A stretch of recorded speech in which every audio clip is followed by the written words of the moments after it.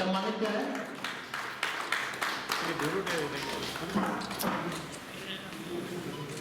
दीपक कमल कमल दीपक हाँ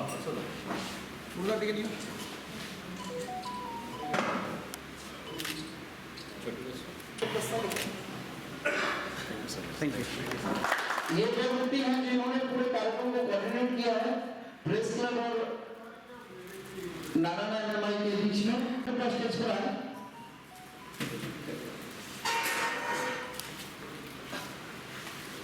नारायण एमआई के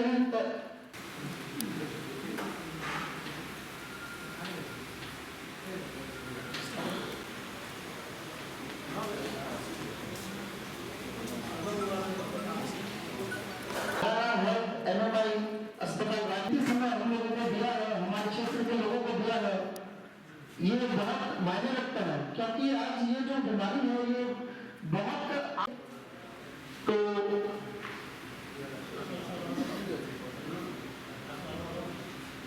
इस कार्यक्रम को आज हमारे जो जितने भी लोग आए हैं उनको इन सब चीजों के बारे में बताएं ताकि हम लोग इस भयंकर जो बीमारी है उससे बच सके, उससे हमारा बचाव हो सके। बहुत बहुत धन्यवाद डॉक्टर साहब। कांटाबाजी के जितने भी नागरिक हैं उन्होंने बहुत ही उत्साह के साथ इस हेल्थ टॉक में भागीदारी की है और आज का जो विषय था वो पैरालिसिस और स्ट्रोक पर था।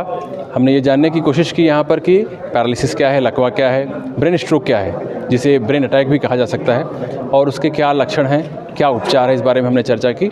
और इसमें हमने महत्वपूर्ण रूप से ये बताने की चेष्टा की है कि समय बड़ा महत्वपूर्ण है। Time is brain. Earlier we used to call time is money, but now we call it time is brain. मतलब समय ही बहुत महत्वपूर्ण है स्ट्रोक के मैनेजमेंट में। तो हमारे पास मुख्य रूप से 4.5 घंटे उपलब्ध हैं। अगर हम 4.5 घंटे के भीतर अस्पताल पहुँच जाते हैं तो काफ़ी हद तक मरीज को अपाहिज होने से या फिर मृत्यु से बचा सकते हैं।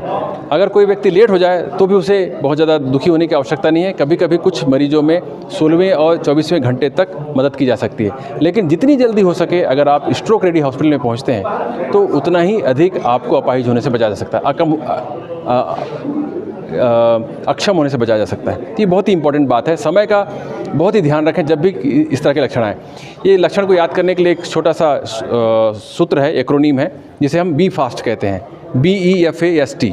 अगर बी फॉर बैलेंस, बैलेंस अगर अचानक ही आपका ख़राब होने लग जाए तो समझना चाहिए कि शायद स्ट्रोक के लक्षण है ये। ई मतलब आई, अगर आँख की रोशनी अचानक कम हो जाए, एक या दोनों आँखों की, या डबल आपको दिखाई पड़ने लग जाए तो भी समझना चाहिए कि शायद ये स्ट्रोक के लक्षण है। तीसरा है एफ का मतलब है फेस। अगर चेहरा एक तरफ से टेढ़ा हो जाए, पानी अगर पिए तो नीचे की तरफ ड्रूल हो जाए, आंख बंद करने में दिक्कत हो रही हो और चेहरा वीक हो जाए तो समझना चाहिए कि ये पैरालिसिस का एक्यूट स्ट्रोक का लक्षण है। फिर आता है आर्म, हाथ में वीकनेस हो जाए अचानक से या पैर में वीकनेस हो जाए तो भी ये स्ट्रोक का लक्षण हो सकता है।